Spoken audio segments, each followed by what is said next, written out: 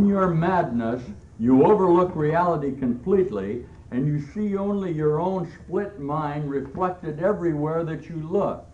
And God calls to you, and you do not hear, because you are too preoccupied in your own dream of death with your own voice. And the vision of Christ is not in your sight, for you look upon yourself. And this goes on to say, little child, vision depends on light. You can't see in the darkness, and let it come into you.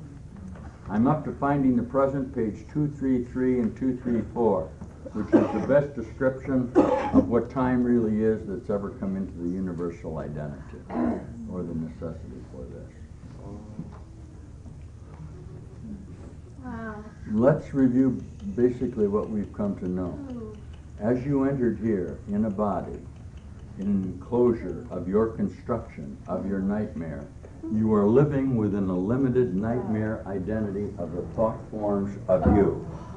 They have no reality at all, nor do any of the projections of your mind as reflections of the determination to hold yourself in this time. Are you comfortable with this? Okay. If you can be fundamentally comfortable with the idea that you are in a dream, okay, you will, and that the dream is yours, you may and did at some point become willing to allow this voice in as a part of your dream. Got that? Yes. Everyone? Or you not? Or not? But somewhere, this is a required course. Somewhere you have to have let the Christ in, or how do you know you're not letting the Christ in? You must know somewhere that you underwent the experience of enlightenment. Yes. Now, once this experience begins, this is A Course in Miracles, you hopefully will accelerate your own experience within your own mind. If you'll make the admission that it's between you and reality, and not between you and what you call that. That's been your problem here before. You pretend to teach this, yet you persist in giving the identity to the association, like you're doing with me right now. That's absolutely meaningless. Any correspondence that we have here is not what you are. I don't care what it is. I know you're hell-bent on introducing some more figures that will tell me that I'm a liar. All I'm telling you is either I'm totally true or I'm totally false. I'm telling you that by the projections of your own mind, you are denying yourself access to the other part of your mind, which knows what you are, and is contained within your own body. You like it that way? Why are you afraid to release your relationships, which are projections of your own mind? I didn't read the page. To let the light of the other part of your mind into you so that you can undergo the metamorphosis.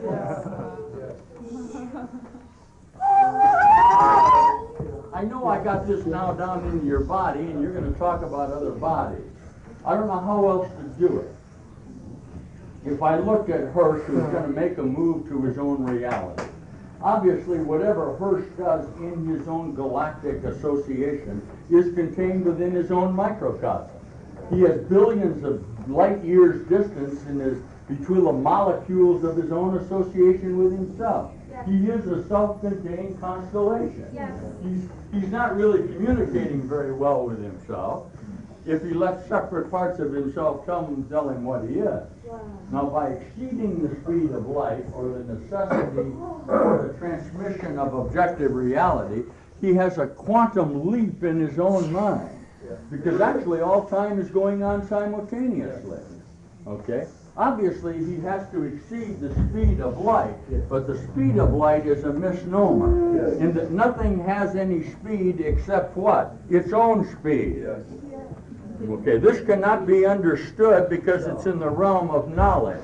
That is, creation is only continual total extension. The way in which Jesus handles it, and it can be handled rightfully so, is that he says the speed of light varies within its own association, and that there's a necessity to come from nothing to 186,000 miles a second, if you want to do that. But 186,000 miles a second is not the fastest thing in the universe, it is the slowest thing. I don't know whether you hear that or not. You say, well, there must be something slower, but that was the mineral period. That was the vegetable period. That was the period of slow time. The dinosaurs inhabited the earth for 50 million years. Well, that's only a couple of weeks in this time frame. Time was slower. I'm giving you a fact. If it starts out from nothing, time has to gain speed. But remember, coming from here, out of time, it had total speed and slowed down. So you're meeting yourself speeding up and slowing down. If you identify with your slowdown, which is your perceptual mind, you'll stay here. But remember, the other part of you is on this descent, which is faster than you are. If you'll skip the necessity to identify with this, you'll convert that out there to this, because that is really out there, not here. It began here and ended out there. Your past isn't down here, it's out there. So you keep finding yourself out there at the end of time, which is really the beginning of time, which is back here. There's no question that you do this. You understand that in the expanding universe, the further you go out, the earlier you are. Of course. So you didn't begin here, you began out there. Jesus calls that the great reversal. Of course. It's a reversal of temporal order. You didn't come from here, you came from out there. The dilemma you have is that all your relationships apparently came from the black hole, from where you entered into the spectrum. So you've been using this part of your evolutionary process to verify that. But the real power that you've been using is what your source is, which is universal mind, which is out there. Can you understand? This is a simple way to do it. So if you fall apart, Bell's theorem, if you fall apart rapidly in these associations, because they're all in your own mind anyway, they're an evolutionary process of your own thought forms, you'll experience the joy of communication. Not from your limited identity, which you know doesn't have any source. If you say to me, I started out on the earth, that doesn't solve the problem. If you say we're an evolutionary process, that didn't solve the problem in my mind. Yeah, but where did we come from? Well, we were seeded. From where?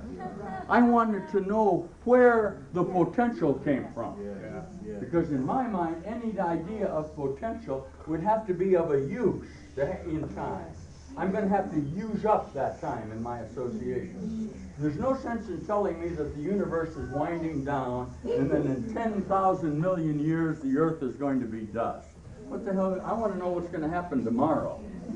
Okay, tomorrow the earth is going to go to dust and you're going to wake up and be in heaven. That makes sense to me. Future gain is absolutely meaningless to me, and it should be meaningless to you. Well, we all know that the human species will survive for maybe 10 trillion more years. I don't care about that. I'm not a part of the human species. Neither are you. Anything that is temporal could not be real. Anytime you limit yourself to your own association, you're just imprisoning your own mind. But mind cannot be imprisoned. Creating is extension. You can attempt to imprison it, but you can't succeed. How did I get into this? Yes.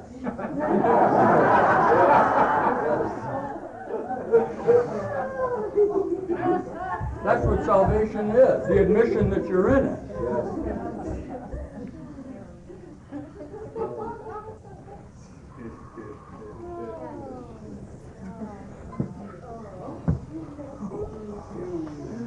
Okay? Everybody fine now. Is this very fearful to you? Dear brother, everything is fearful to you. Huh? I just read you, this is the ultimate fear. Your salvation is your ultimate fear. I go back and read it again.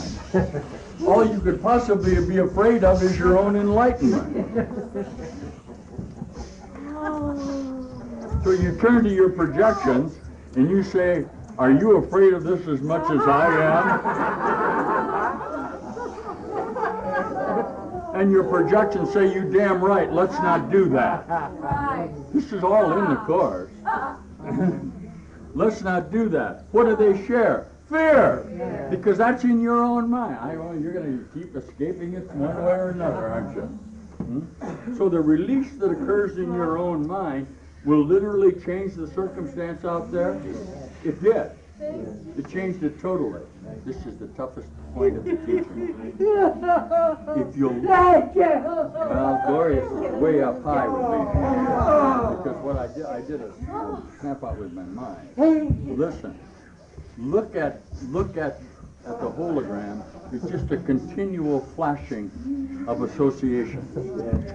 Okay? And think of them as occurring anywhere in time. There's no sequentiality in the frames at all. If you sequence the frames, you'll hold yourself in a linear association.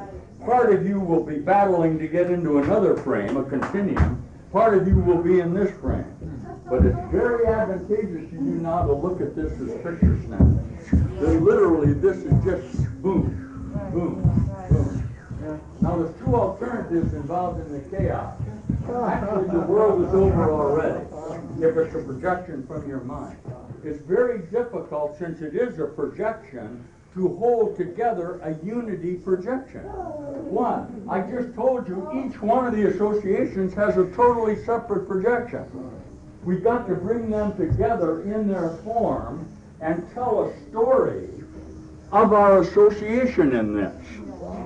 You've got to tell a story in your mind, in your own time association, that will correspond in love or communion with that form, not in association with the dream that you did. But what? Another dream. A late dream. A dream of love. A dream of harmony. A dream of coming to Wisconsin Dells. A dream of being a body. A dream of being on the planet Earth. A dream of a purpose of it one day, which is the power of your own mind to do. You see? This is what you are being taught to do. I hope. Obviously, that's your only hope, is to what? Dream a true dream. You dummy, you keep trying to say, I'm going to be in heaven and this dream will be gone. No, it won't. You need a dream to get you out of here. You cannot not. If you're out of here, you're out of here, aren't you? So the Savior is just a Savior dream. Isn't it? Here comes the Savior of the world. Oh, good. We're all going home. Oh, good. Well, does that work? Perfectly. The prison was only your own mind. All you needed was, let's use the word, intercession. Because between your own thoughts, you kept covering up the light, which is your true dream. If we can get you not to sequence your thought, the light that is all around you will be there. Because the light is just being obscured in your determination to stay in your own relationship. You understand that? The light is there. You're the one that gets the old sick reflection. Based on what? Your old memories of yourself. You understand? So the mind is a mirror, and you are getting a reflection of your own thoughts, and there is nothing outside of you. And I don't care what you think I'm telling you. You're only hearing what you want to hear with yourself. And you're only not hearing what you don't want to hear with yourself. I'll do it once more for you. No exchange is possible. A miracle appears to be an exchange because I can offer you more, but only in your own mind, not in mine. I can only be what I am in my own association. Don't study it. I'm giving you a fact here. I cannot be more than you'll let me be. All you really would have to do is say, I'm the Savior of the world, and I will give the peace of God, and you'll have it. Huh? What's the obstacle to peace? I just read you. You don't want it. See? Because your reality is what conflict. You've got to go back and read what I read you again. You don't realize the momentum of what I'm saying. You actually depend on the conflict. How else would you know when you're happy?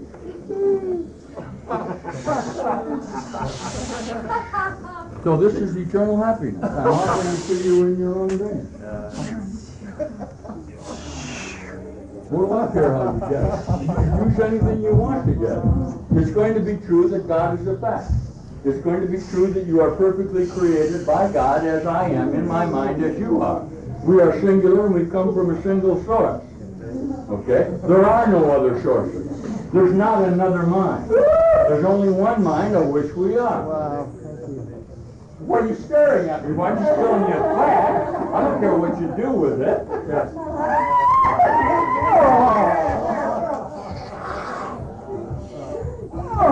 This is much too conflictual for me. What I just read you is true. You're very frightened of looking at the thing that you've covered up not to look at.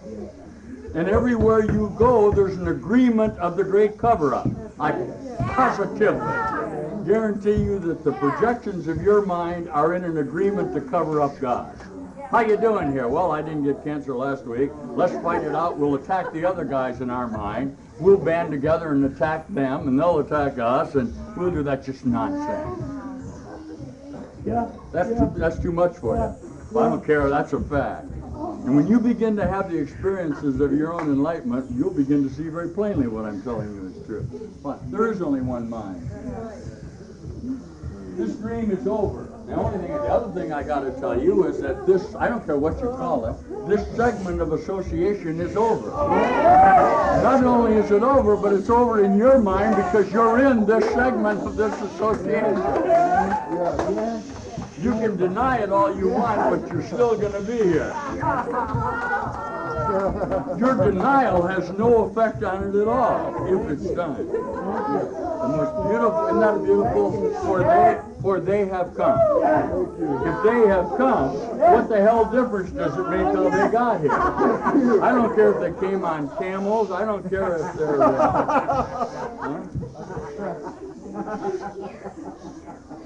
If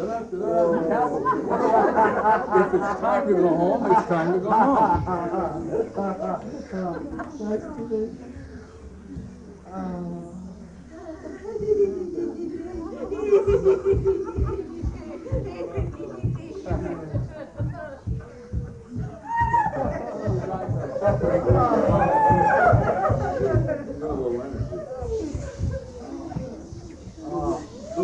Some of you, it's suffering from your own overactive immune system. I'll take care of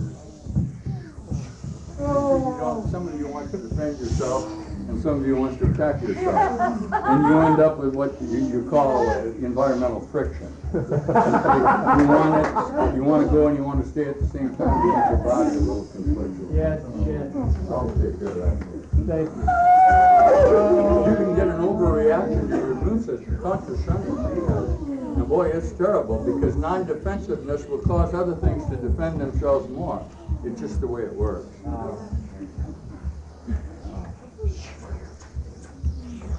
That's amazing. That's just in your body system. You'll be fine. Release your body and let it be what it is. It'll reflect your mind. Thank you. Yes. Okay. Final statement for all of you who are entering into this new time. This will make you very happy. If you're not happy about it, it's obviously because God is a threat to you. But God is going to get you no matter where you are.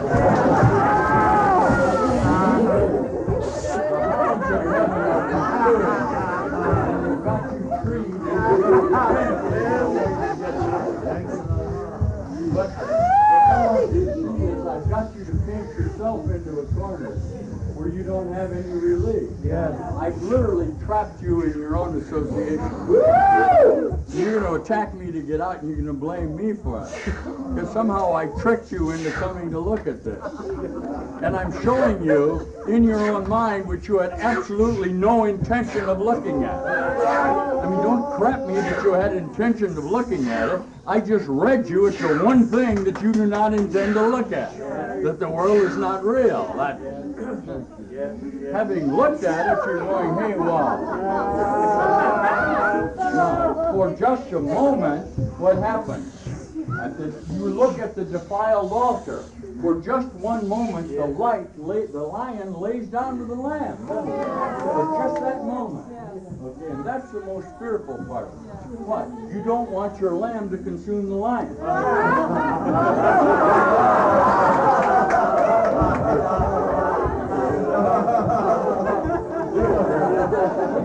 But you're going to get rid of that one.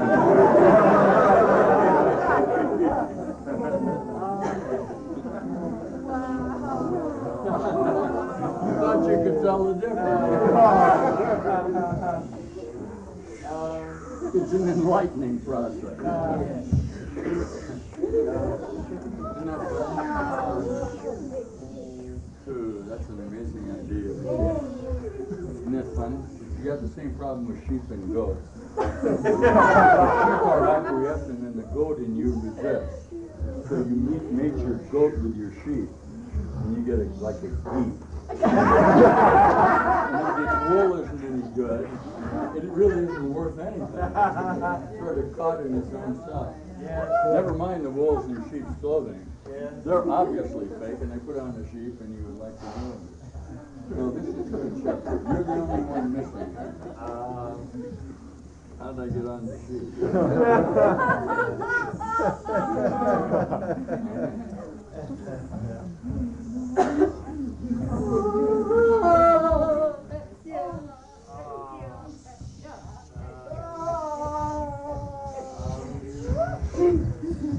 That's fun.